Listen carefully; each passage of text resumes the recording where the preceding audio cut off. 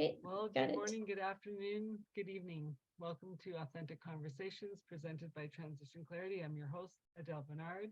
And today we have a special guest, Nicole Schaefer from Spiegelbild.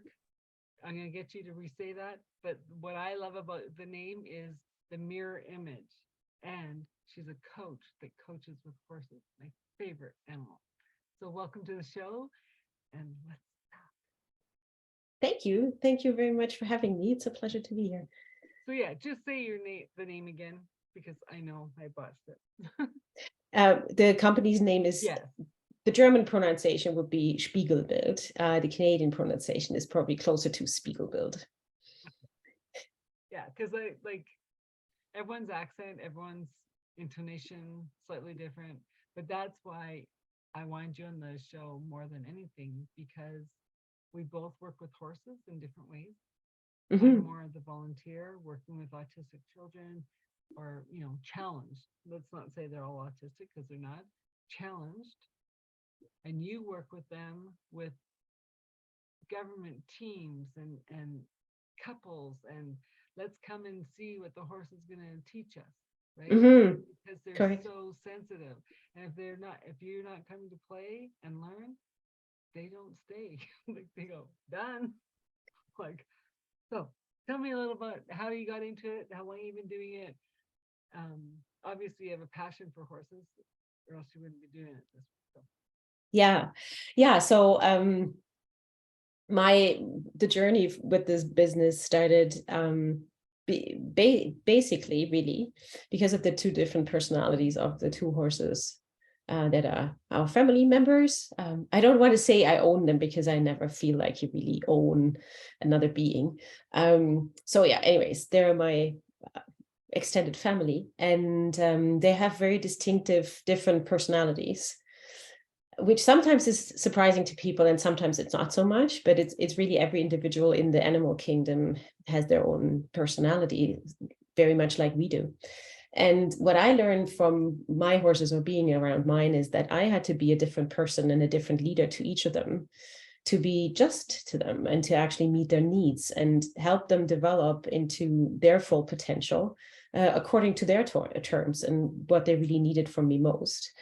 And from there, I thought, okay, so if I get a lot of leadership lessons and relationship lessons from my horses, could I not develop programs to share this with other people and to develop it into something that I can offer to people?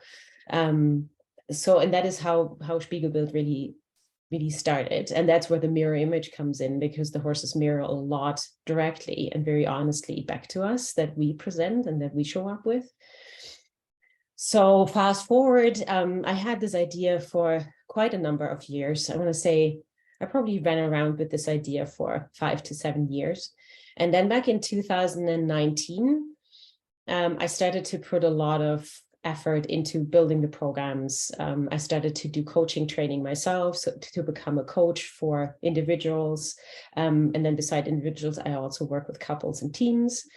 So I got the coaching training under my belt. And then, of course, in the horse world, you always work on your horsemanship. So that is kind of an ongoing journey, of course.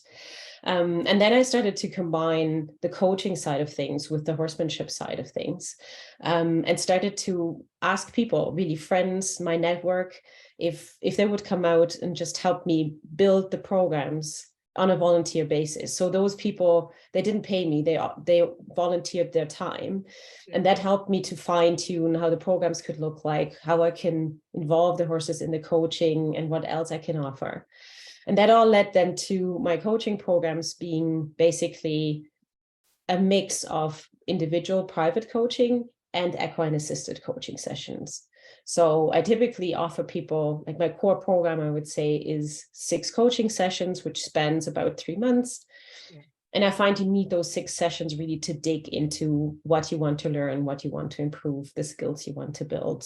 Less than that, I find you just scratching the surface. So I find the six sessions kind of get really into the change people want to instill in themselves, or where they want to broaden their spectrum.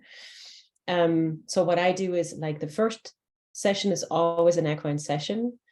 And that is where people start to discover, where the horses reflect back on what people show up with. And then I build upon that. So the whole journey is very individualized in that sense, because it really depends on the person that comes for coaching, what they bring to the table, how open they are, and how vulnerable they are too. Yeah, so it becomes a very individualized journey. So I know about, what session 1 and session 2 look like. I don't know what session 6 is going to look like, because it's really that journey, which I think is really important for people, because it becomes really about themselves and the true potential they can develop for themselves. Yes. So yeah, and you shared at the beginning too that, that truth about yourself, who you are, what you're passionate about, what your values are. Like that's so central, because it's the foundation of everything that's going to come in the future. Well, and just in our other conversation about when you're working with the team that came out, and the one, like the 4 people, and the one person just wasn't showing up. Like she just wasn't showing up. So the 3 are there, active, working with the horse, working with you, and that's what I find in my coaching, is that if you're not going to show up, you're not going to find me. Right? Because I'm not here to hold your hand.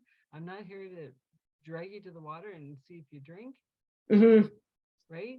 Like the people that I think both of us are looking for is, here's the rope. When it's tight, we'll know you're serious. And until it's tight, let's just keep going on our merry little way.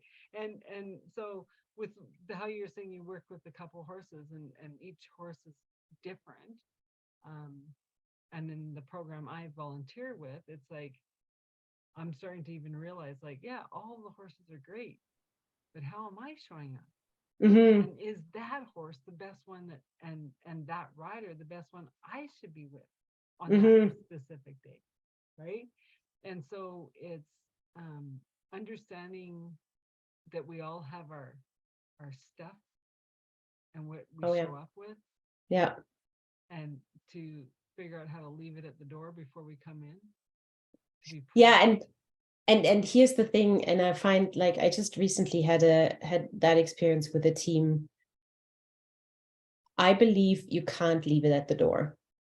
So if you're, if something's going on in your life, no matter how much you think this belongs or does not belong into your workplace, or it does or does not belong into other relationships, no matter how hard you try to leave it at the door, it still impacts you. Emotions are there for a reason, and emotions are there to stay. I think it is like where our choices come in is how we deal with them. But I firmly believe we're kind of not honest to ourselves when we believe that we can just park our emotions somewhere on the sideline. Yeah, well, I guess, and I don't know these people, and anyone's listening, I don't know these clients of yours, but I'm just saying, like, that person who is being dragged, like, and these are my words, this isn't what happened, but it's like, if you're coming as a team and 3 are carrying the 4th leg,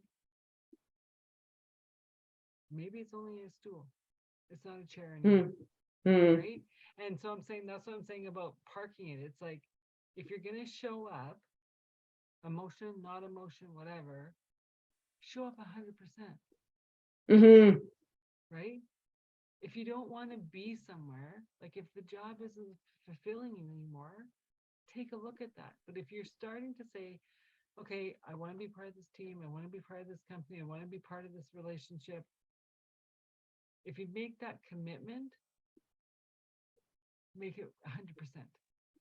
Yeah, right? I absolutely know what you're saying about having the rope tight, because if you're not going to keep the rope tight,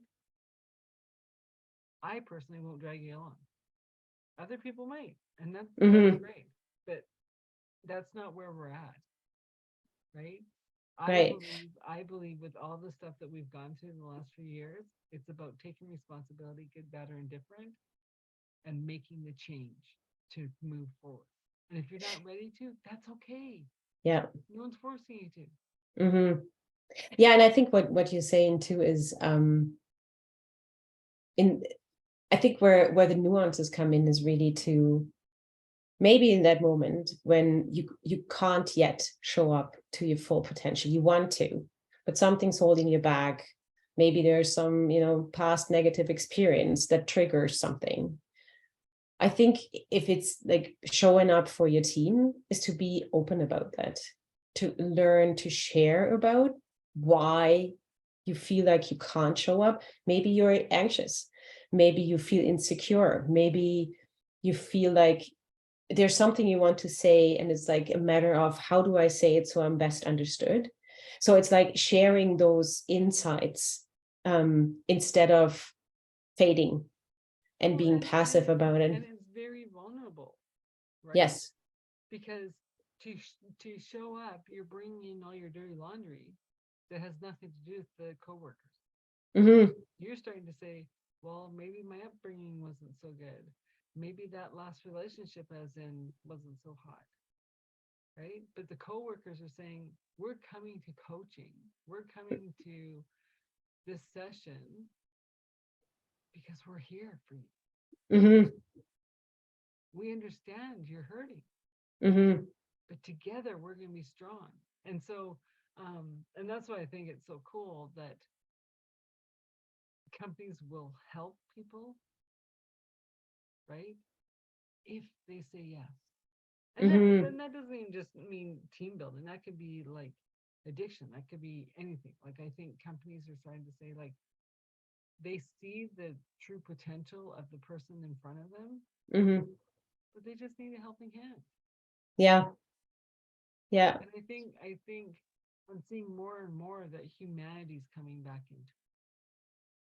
Yeah. And I think that's really where, again, I think there's quite a few nuances. So I have the biggest understanding for somebody not wanting to share too much personal, if it's like really core personal. But I think there's ways of communicating with it. And what's interesting about my line of work is that the horse shows that something's going on. So especially in the first equine session, which I call more a discovery session, and there's a lot to discover, and there's typically a lot that shows up that we can then build upon for the continuous coaching journey. If there is energy that is negative or is loaded in a negative way, the horse will very clearly communicate about that energy being there. And then I think you as a team have two options. And that negative energy can be because maybe there's a conflict that is not spoken about, Yeah. or there is something in somebody's personal life that impacts the team. There's a multitude of reasons why there can be tension and that negative energy. It could be the halter on the horse is rubbing, like, right? Like, yeah. So in the sense is, so in my, how I work with horses is they don't wear anything. So they only have a neck rope, but they don't have a halter on. They're not led by a lead rope. They actually can express themselves, which gives a lot of input into the coaching. And I mean, I've seen teams where, somebody had to say, well, I'm going through a rough family time, and I didn't have to share any of the insights or the details, but just saying, well, there's something rough going on in my family, created the empathy with their fellow teammates. Yeah. And it also explained why the horse had a certain energy about them, or why the horse couldn't really tolerate the energy that was there. And then we could talk about that and we could work through it. And then everybody, like there was a coming together, and that's supportive. So the energy changed from tension to supportive, uplifting energy. And again, the horse mirrored that right back to say, now something's changed. And then I, as a coach, can really talk to people and say, do you notice a difference in the horse's behavior? Mm-hmm. Do you know them being able to stand with you and just relax? And, everybody has a deep sigh, humans plus horse. And then you can really talk about what are ways of that release and creating that release if in a workplace that negative energy comes up again. So you come full circle and you talk about what are coping strategies and what are mechanisms that you could start to learn from, and then actually incorporate in your day-to-day work. And that way you really build the lasting support instead of starting to judge each other, or saying, well, you don't show up, why don't you show up, which is then offense defense well, kind of it's thing. pointing the finger, but people forget when they point the finger for pointing back at them. Like that's Yeah. the mirror effect, right? That's the mirror image. So every time you point your finger saying, well, you haven't done this, well, or saying, what aren't you doing? What could you be doing better? And just then the other day I was like, working with this one horse and rider, and I've worked with them a lot over the last year. And I'm like, okay, what's going on? And I knew something was off, but I couldn't figure it out. And then like the horse was just being jumpy, and then it was scaring her, and then I was like, oh my god, this isn't good. And even our coordinator was like, what was up? I don't know, right? And then the next week she comes back, her exams were done, she only had one more to go. She was stressing because she had a week of exams to do. Yeah. And the horse is flipping out, going, this is stress. Like, Yeah. I'm a young, playful guy. Like, I want to play, and you're going, eh. Yeah. But it was even for me, I was like, what is going on? And then after I realized it wasn't helping, that we were talking about what her week is looking like as she's riding. Okay. So I'd have to, let's just have fun. Are we still smiling? Yeah. But I mean, that's one of the aspects that I love so much about my work, is if you can stay curious, there's so much you can discover, right? Like instead of making a quick judgment and say, oh, it's a naughty horse today, or it's a naughty human today. It's like, no, can you peek behind the curtain? Can you get curious and investigative about, tell me more, what is going on? And just really dig a little. And then you get the little details, and you start to get the little flecks and the little spectrums of stuff that's going on. And then it's like, oh, okay. And then you can, like, that's where the support starts to build, because you then can say, okay, understand, you're in a stressful situation, there's exams coming, what can I do to support you? What do you need right now? And sometimes it's like, can I just get a hug and a deep breath? And that's what you need in that moment, and that's totally fine. And I've had people that just melt with the horse, and then we're actually in that moment not even doing anything, but it's like the horse is hugging the person is hugging the horse, and it's a very peaceful moment.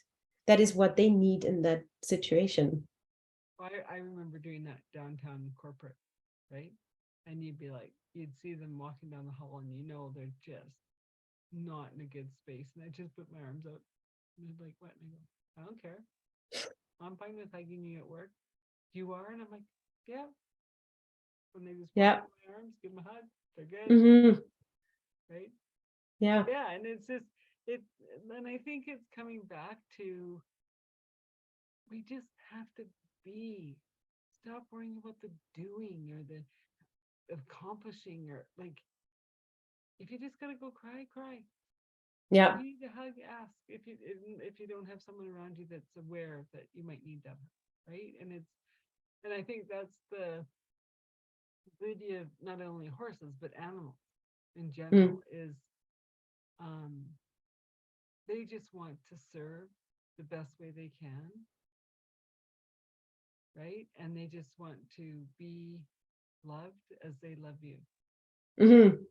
Yeah, it's unconditional, right?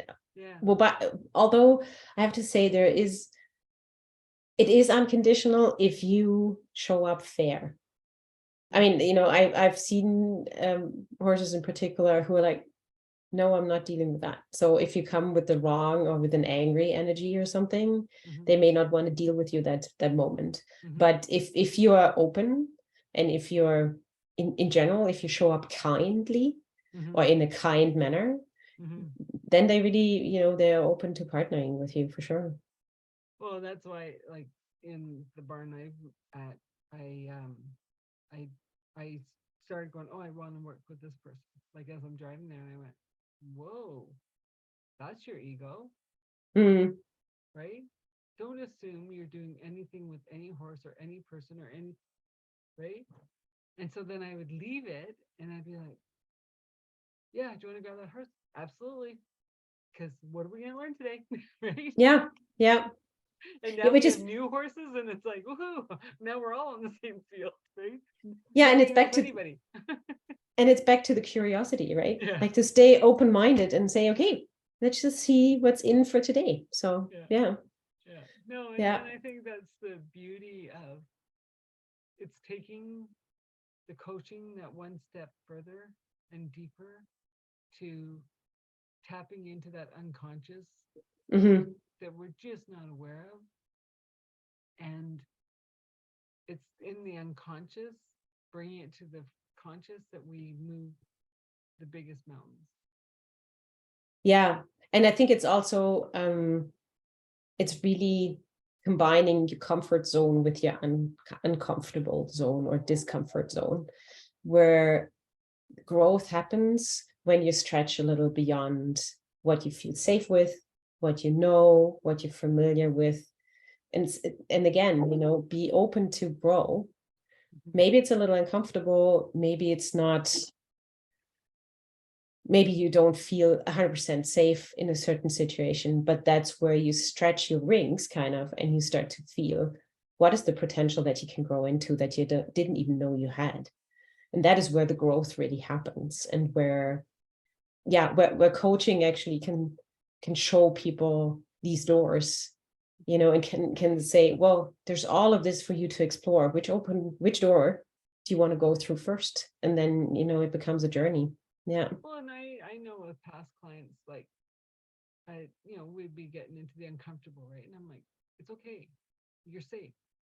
Mm-hmm. It might be hard, but you're okay, Mm-hmm. right? And Yeah. I can't do this. And I go, you can. You absolutely can, right? Like Yeah. you've made it this far in your life doing hard things, like like, and the rewards are better the more uncomfortable, the more you're ready to be that vulnerable and go deep. And then you get the phone call like 3-4 months later, going, "I'm so glad that's behind me." I go, "You're welcome." Mm-hmm. like, Yeah.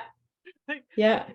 because that's also why people are going to coaching or counseling or whatever, is because to have that support that they're not alone. Yes. Yeah. Right? Like, yeah, Yeah. when you're alone, it is scary, but when you're not, like, you can do it. Yeah. And I think it's so I think there's different discomforts. One is the mental one, where you really believe you can't do something. Something's beyond you. It's not your skill set, it's not your talent. Or maybe, you had a bad experience in the past where you tried your hands at something and it really didn't go well. And then you think like, oh, I better don't touch that ever again. But then there's also physical stuff. And I've had people that, showed up and they have some physical condition. And typically they take a medication for that to help them over it. And then that morning off, they forgot the medication. And now they're so uncertain about themselves because they think, oh, it may hinder them. Maybe they're spiking a migraine or they're spiking a headache or something. And I've had situations where they're like, let's just start, feel ourselves into the moment. And that's where the horses, again, really provide benefits, because they can lower stress in people, they can lower heart rates in people. And I've had people that were not sure they wanted to go through with the session, and at the end of it they felt the best they had felt in a number of weeks, just because they allowed themselves to be, and to be guided, and just to feel and experience, and as you say, stop the thinking and just get into the feeling and the being. Yeah. Well, and it's funny because the other day I was in Bonas Park and I was walking, and all the geese have their babies. Mm-hmm. And I don't know if it's the city that pushed them down into the lagoon area or whatever, but they have been known to bite over the years. And I'm like, okay, so now all the moms are with their babies, and I'm walking by myself, and I was just like, hey, I'm friend. Like, I won't touch your babies. It's okay. And then one kind of popped its head up, and I'm like, I'm friend. And I start walking through them, right? And it's not like five, like there's 50, Yeah. right? Yeah. Like, so, and you're walking right through them because some are in the water, some are in the grass, and you're walking right through them. And right at the end, this one kind of starts walking towards me, and I'm like, I'm friend, just eat. Right. She started eating. But I was like, holy Dinah, my heart was pounding. Yeah. Right? Because I'm like, there's no way I'm getting eaten, like bit by this stupid geese, you know? And yeah, and so it it was interesting how present I had to be, because maybe I Mhm. was kind of like, oh, la-di-da, I'm just strolling through whatever, to, I'm friend, you don't hurt Yeah, me, I don't hurt you, I'm not yeah, touching your babies, right? yeah. Because, And, you know, and here's another one, and I think that is really fascinating. It's like the dealing with the anticipated reaction as opposed to the true reaction. Like we can get so in our heads and then we think, what if, and this could happen, and this could happen. And we start to really worry about things that haven't even happened yet. I know. And I know like there's a lot of, in the horse world, there is problem horses. Mhm. They're labeled problem horses because they're difficult to deal with. Maybe they show some signs of aggression or something. Mhm. And so many times, if you just breathe and be calm around somebody who's worked up, and honestly, I think this counts for humans and for horses the same way. Yeah. If you don't buy into the same panic and you just, hold the space, as we say in coaching, for what needs to come out, then you can tame it. Like that negative or that panic energy can turn into something productive that you can turn around and say, okay, now that I've mastered what caused the panic in the first place, how can I now turn that energy into something positive and do something with it? And it's like that perception of not buying into the drama, but holding the space for what needs to come out, and then work with that, to go forward, instead of just reacting to something. Well, I have another twist on that I've been working on, because we're all our own directors of our life, right? Mm-hmm. So are we in the audience being the director, or are we on the stage in the drama? And if we're on the Mm-hmm. stage, we're not in our body, Mm-hmm. right? We're not in our oneness with the oneness when we're on the stage. We get caught up in all the drama. Mm-hmm. And so I I've been caught lately quite a bit. And I was like, I'm not in the drama. And I'm like, well, by saying you're not in it, you are so thick in it, you don't even see that you're at the back of the stage. Mm. Right. And so Right. it's that, like when clients show up and they're just like frazzled, right? Yeah. You just hold the space. And they're like, what? And I go, I'm holding the space until you physically, mentally, emotionally, and spiritually show up. Nothing can happen, Mm-hmm. because we need all four parts of us to be here at once. All four. Mm-hmm. Or else it's a Yeah. waste of my time, it's a waste of your time. Because I'll talk, you won't hear. You'll talk, I'll hear it, but you won't know what you're saying. Mm-hmm. So until all show up, and whether it's 2 minutes, 5 minutes, 20 minutes, it's okay. It's what needs to Yeah. be. Yeah. And that's where I think the horses, or animals in general, are so good at being present. Yes. And they require you to be present, Yeah. because at the same time, like they are present, they're reading what's in front of them, or they're, reacting and reflecting on what's in front of them. And they provide this honest feedback in the moment. And then if you become head driven, where you start to overanalyze what's happening, you leave the presence in that moment. And then the horse is like, I can't connect with you because you're not here. And you can see in the reaction of a horse whether they feel the connection, Mhm. which is the human and the horse are both present in the moment, Mhm. or you see actually when the connection fades because the human gets too much into the thinking space, too much into analyzing. And what I find so valuable about this work too is you can reconnect with your intuition. Sometimes you just have an intuition about what to do next or how to move in a certain way. And then we're so conditioned to always be like, we're so head driven on a day-to-day basis that we sometimes lose the connection to our intuition. And this way of coaching, I find, really helps people to reconnect with that. There's another source of intelligence really that you have, that you can work with and move into and make your friend, and make your power. And if you do that, and if you work with intuition, I also believe you connect better with humans. So it's kind of, it's this, again, a full circle of connecting with the bits and pieces that make you whole. And how can you show up with all of that together instead of, using your head a lot, but leaving your heart and your gut out of the equation? Well, and so you did your training for coaching later in life, but have you always been a coach without the piece of paper? Good question. I think something that I've been always really curious about is asking why. Like, I love the question why. So I think I just by That's why nature. we connect. I got the why, like why, and I did not grow out of it at 2. No, so I love that. So I think I'm by nature a very curious person, and I've always believed that we can learn if we're listening and if we're willing to be curious and to just look around us. I think we can learn a lot from other beings, whether those are two-legged humans or four-legged or winged, doesn't matter. And so maybe I'm not sure that I've been accessing the coaching necessarily, but I think I've been accessing the curiosity to learn about myself. Yeah. So yeah, like the intuition. And when I can share that my gut feeling is right 100% of the time. No matter how, so if my gut feeling says, don't do this, and I rationalize it out of the way, because I think, no, it on this face of it, it is a really good idea. Yeah. In the end, my gut feelings always, he told you so. So, so yeah, I would say it's been a good one. In some of the coaching I use is the human design process, and with the knowing, right, or the why, back up.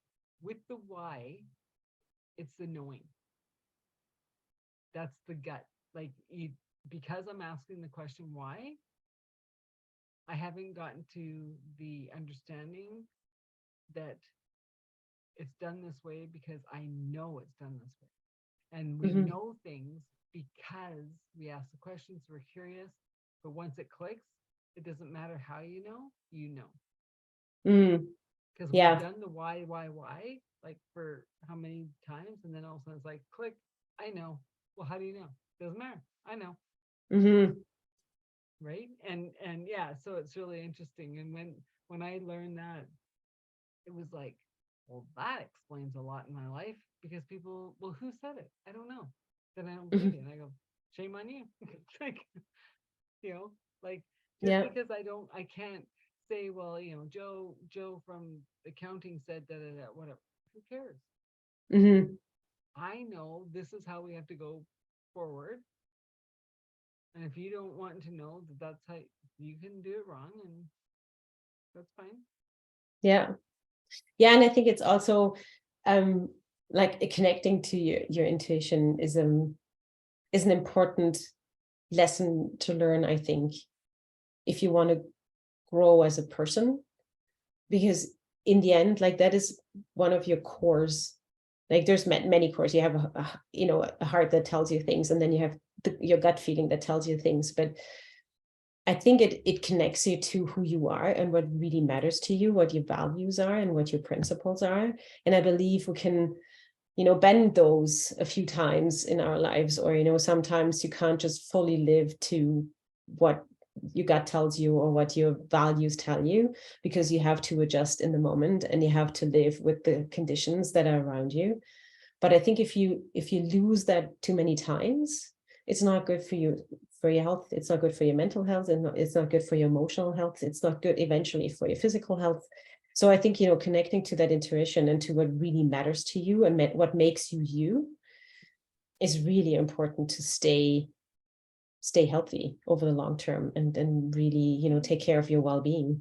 And how many people that were like, I know of like engineers who are doing the grind of engineering and raising families, that I'm like, but you don't like it. And they're like, what do you mean I don't like it? And I go, you don't like it. You're doing what was expected because you're good in math. Or like I said, you'd rather be doing pedicures. Right. Right. And it's like, no, and I, and this is before I even was coaching. I was just gonna say whatever. This is what I'm right. And a year or so later, you're right. I opened up my salon. I go, you're welcome. Right? Right. Because it's not like um and it was actually Serena Williams, the tennis Mm-hmm. player, right? Like I don't know if you saw the movie, but I mean, it was incredible how their dad let them be the best, but kept them from a lot so they could play, Mm-hmm. right? And then to see that Venus was still only 15 when she signed the $15 million contract with Nike, Yeah. right? And kept on saying to Serena, "Oh, don't worry about it. Just go play, do your nails. You're gonna be fine." The best player they've ever seen. Mm-hmm. And what does she do now? Pedicures and manicures, because Yeah. what she always wanted to do. Mm-hmm. She just happened to be very talented and gifted at tennis, but she Yeah. loves doing pedicures and manicures. Yeah. Yeah, and that's what I mean, so sometimes I don't think it's realistic to expect that every day Mm-hmm. of your entire life can be 100% dedicated to your beliefs and values and principles, but I think it's important to know about them. And then you can make an informed choice about how much do I want to be veering off that ideal for the sake of getting something, get to play tennis at the highest level, get to, do things that I'm really good at that are not maybe my 100% passion, but I'm good at it. But I think it's that making that informed decision about knowing your values, knowing what a life of passion would look like. And then you can decide how much do you want to go after that? And how much do you say, actually, I'm good with a little bit of a compromise and I still get to live a life that's really fulfilling. So I think that's why it's so important to connect back to those core principles of yours. Well, and I think it's like we're saying about, you start on one trajectory and you have that um those values, those that the collection of information, right? And you're going, yeah, okay, okay. And then someone dribbles in something else and you're going, maybe. And you Mm-hmm. keep going, but you keep, you go, that's gnawing at me. Well, I'll research a little bit more. And so you start going over, and then someone else puts something else in, and you going, but I was on this trajectory. And Mm-hmm. oh, remember I was on that trajectory. And then it's like all of a sudden you're going, wow, my career's totally changed, Mm-hmm. but I'm still in love with who I am because the Exactly. value Yeah. of who you are hasn't changed. And and that's, I think, like, this is my opinion only, no one call me fighting with me, is the breakdown of when the keeping up with the Joneses, like both parents had to work, or if you're single parent, like there's no community build raising the kids, because the kids are who they're going to be as adults before they hit grade 1. Mm-hmm. And if you haven't raised that child, and I'm not saying that the caregivers that are raising them aren't putting those values in, it's, you got to see that 6-year-old who's the bully, who can't get along, that's going to be the kid, the adult at the Mm-hmm. office who can't be a team player, always antagonizing everyone, because it didn't get stopped. It didn't get helped before it Mm-hmm. got to that. Mm-hmm. And then I like, and kids are amazing too. Like when you just watch them in the field and say a kid wipes out playing soccer, the healing kids will circle. Yeah. I see it over and over and over. Even if they're not even friends, they don't know them, nothing. They're like, someone's hurt, the pack shows up. Yeah. Yeah. Mm-hmm. Yeah. And isn't that lovely? Like, I mean, that I think that is just such a beautiful image, if we're human first, Mm-hmm. if we just connect to that humanity, that, empathy, feeling for each other, stepping in for each other, supporting each other, there's a lot of magic that can happen. Well, and Yeah. I think even in my own life, like, the stuff that I've been going through too, it's just like like, I am here for the truth. I'm here to love whoever wants to be loved into their truth, into their beingness, into their presence. Mm-hmm. If you're not wanting that, you won't be in my life. Mm. Right? Because it feels like I've peeled away so many layers. I can't play that puppet anymore. Right. Yeah. Right? It's not authentic to me, and it's not natural for me anymore. I used to be able to do it. I used to be the chameleon, and it's just like, yeah, I can't do that anymore. So if you're going to be in my life, show up as you, the best Mm-hmm. version that you know you are. And if we grow more together as the best versions of each of us together, great. If we don't, we'll be who we're supposed to be. Mm-hmm. Right. And I love how, like, that mirror image, right? If you want chaos, guess what's going to show up in your life? Chaos. If you want Mm-hmm. peace, it's going to show up as peace. Yeah, and it's like it's for so many things, you know. If you want partnership and you show up as a partner, then it gets reflected as partnership, and somebody partners up with you, or you know, multiple people partner up with you. If you truly, and I think that's where the authenticity is really important. Don't play a role, because if ultimately, if you really think is expected of you to collaborate, but you can't collaborate in a certain circumstance or with a certain group of people, be authentic about that, because ultimately it will show up. Like the cracks will start to show if you're playing a role that's actually not your authentic self.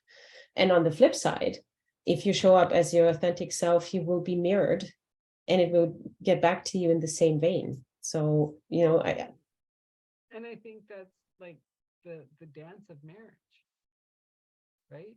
On one level, yes, you love each other unconditionally and it's great, but you're also the mirror to push every button you have to grow that love of unconditional, mm-hmm. right? And like I've said to people, like, it is way too easy to get divorced. Mm. Because if you work hard to get that person to marry you, both sides, then work double as hard to get divorced. Mm. Because I've seen it over and over again. If I'd worked this hard getting into it as I got out of it, I wouldn't be divorced. Mm. Exactly. Interesting. Right? Because, Yeah. oh, it's easy. Well, it's not easy because you take the same crap to the next relationship. Yeah. Yeah. So, And yeah. So for me, it's like I'm working on the crap so I don't go into that relationship, but I also don't need you. I like mm, you to be in my life, but I don't need you. mm, So you better be full on independent, and we come together when, hey, let's get together. mm. Because Yeah, I we're not also think good like together, right? yeah. And on that, like too easy, I wonder if the working on it can help to avoid regrets. You may come up with the same decision that eventually maybe you've grown apart from each other, and maybe this is no longer. Mm-hmm. But like really connecting to your values, which then takes us in a circle back to that conversation, is really to say, what is there that we need to talk about? What is there that we need to solve? Whether the end result is then going to change or not is a different story, but it's actually those resolves that are important. So again, that you can say for yourself, I've made an integrity decision, which is I'm showing up as my true self, and as that true self, this is what I need and this is what I can't deal with, or this is what's beyond my boundaries.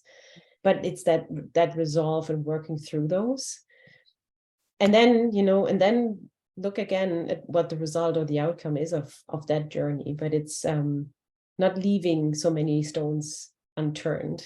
Mm-hmm. Well, So that you then after the fact, you start to wonder, should I have worked a little harder? Should I have investigated a little more? Should I have asked one more question?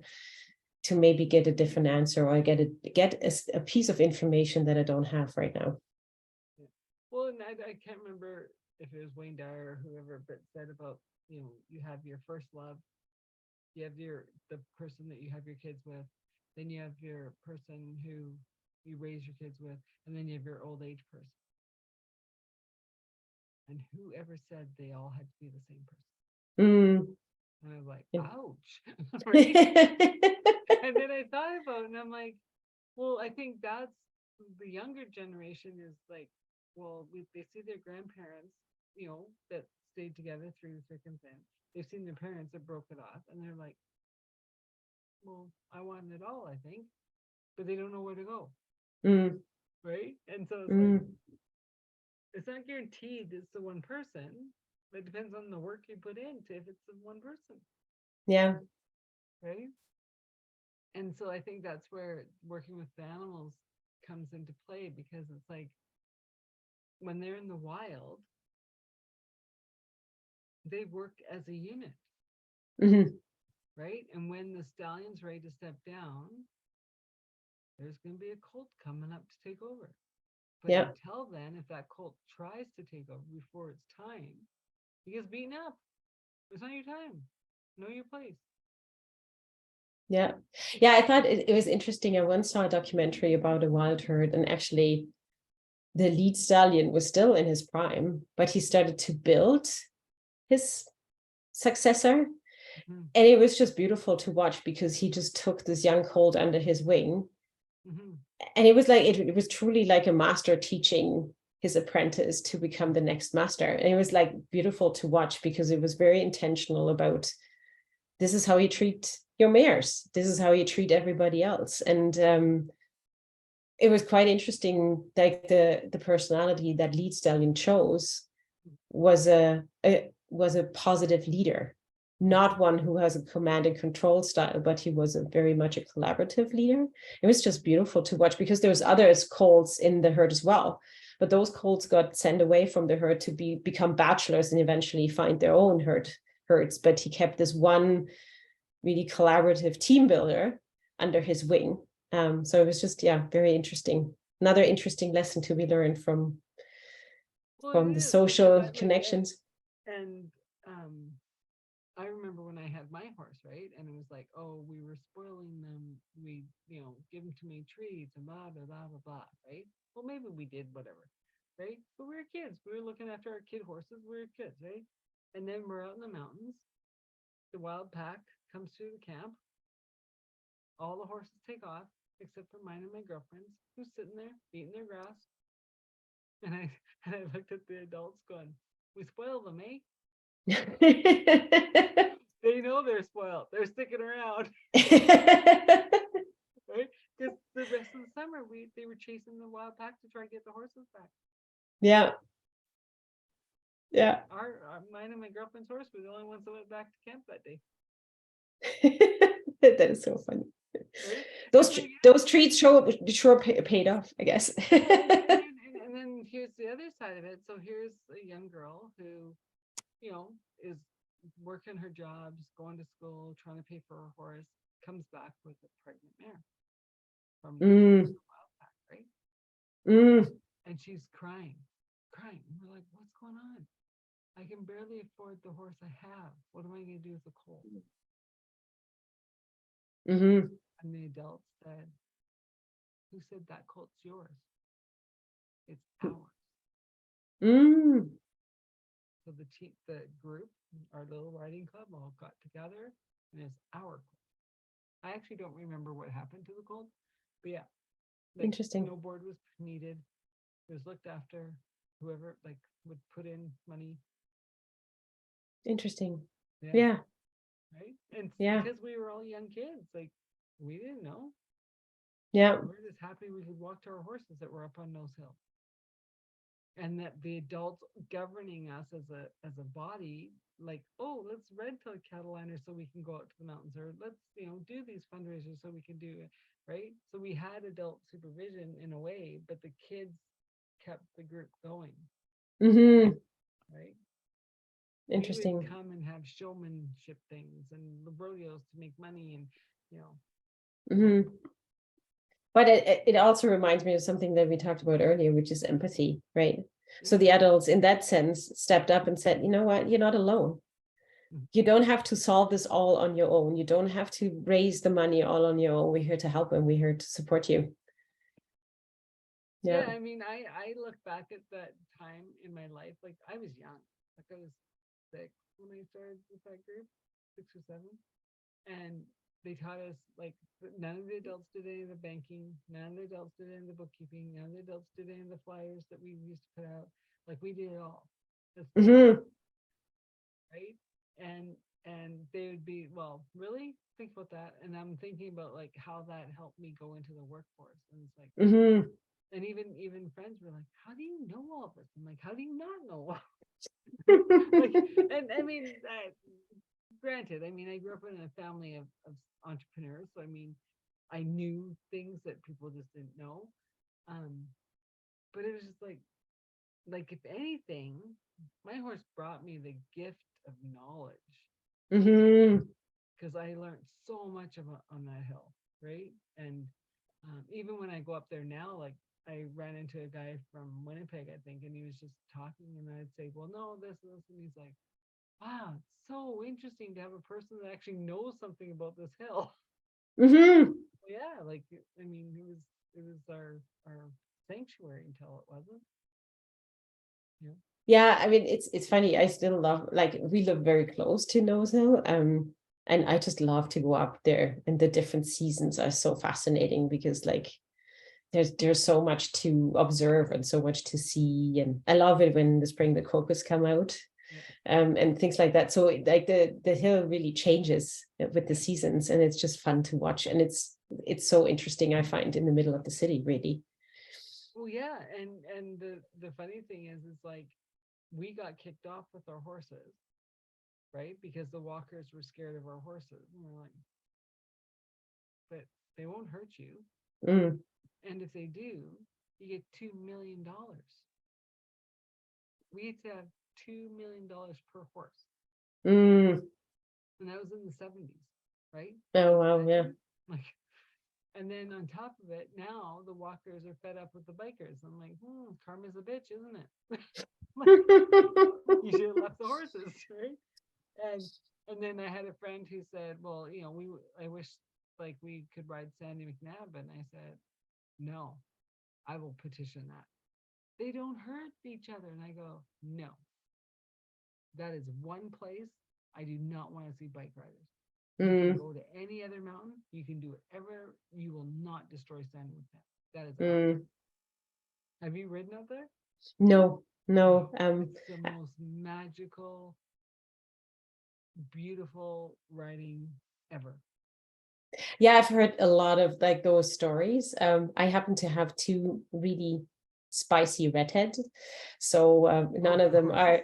Yeah, so my horses are spicy redheads. I'm not the type that you just load and go to just about any mountain area. I mean, I certainly at some point would love to do that. I'm working on building confidence and building trail knowledge on the horses so that eventually I can take them there. I'm not quite there yet, I think. But yeah, I've 13 and 15. Oh, okay. Yeah, but the 13-year-old is the spicy one, and we just had a few. Maybe mountain riding isn't in the cards for these two. Yeah. Like we spooked at another horse today that she's seen many times. So as long as we spook at, as long as we spook at horses that we've seen before, I think I should probably not point her out there. That's funny because the other day I was taking one of the horses out, and he kind of jumped, and the coordinator goes, whoa, bring him back. And I'm like, what? Oh, it was the door. And he slammed the door. I'm like, what are you doing? He goes, we cannot have horses jumping because the door shuts. Like, oh, all right. Yeah. Like, and then another time, like the guy was underneath his truck working on it, and I saw him, and I figured the horse saw him, but he jumped because he did something, and I never even thought to take him back around. Yeah. Right? Yeah. So this is like we saw the horse from the other side, but then the way we were riding toward this horse was the horse was hidden behind his shelter. And then he perked his ears out, and mine lost her marbles for a second there. And then I had a good laugh in the saddle. It's like, this is a horse, you're totally fine. And then we walked by it, but yeah. Well, and then I would take it as, well, are you riding or are you just sitting on the horse? Where's your mind? Because I'd be like, the jolt would be not that the horse is scared of the other horse. It'd be like, hello, are you present with me? I'm like, no. I'm off figuring out 10 other problems. Just enjoying as you walk. Yeah. So funny. So as we're starting to wrap up, how would you like to sum up? How do I want to sum up the sum up? Like, what last minute things would you like to share with coaching with horses, the benefits, Yeah. we could talk forever. We understand what they can do, but Yeah. the person who doesn't. So I think what I would say is,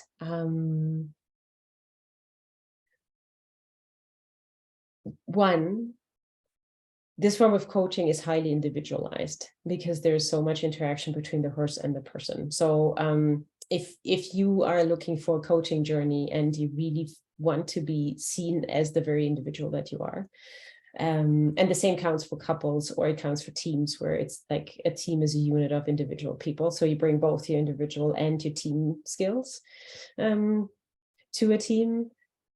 This might be something that might interest you. Because of that relationship, there's a lot of nuances that even I, as a coach, I can't foresee. I can tell you that there's certain benefits that everybody gets out of the programs, but in which direction it exactly goes and what the flavors are and which flavors dominate, that is something that is really determined by the individual partnerships. The other thing I would say is, what I love about the work is you retain the knowledge that you gain, whether it's a discovery about yourself or how you function as a team or how you function as a couple. You live what you learn. It's not a lectured way of learning. It is an experiential way of learning. So you involve way more of your senses working in this way than you would in a classroom setting. So again, if that is something that interests you, if you want to learn with more of your senses and you really want to experience what you're learning, what I can say from the benefits, it stays with people way longer. Like, I have past clients that have been clients like 2-3 years ago, and they still talk about what they got from the horse. And some of them have stickers. What would the horse say in this situation on their screens, just to remind themselves. So I would say in that sense, it's a very different way of learning leadership skills. It's a different way of personal growth journey, because it is more experiential than it is a structured, lectured way of learning. So those are probably the two biggest factors that may set this type of coaching apart from more traditional ways of coaching. Well, and just to add to that, you must be present, because a horse is 12 to 1,500 pounds. Yes. Yeah. If you're not present, something can go wrong, and it's not the horse's fault. Yeah. And I mean, I say to people, of course, like, the horses that I involve in the programs are keen to work with humans.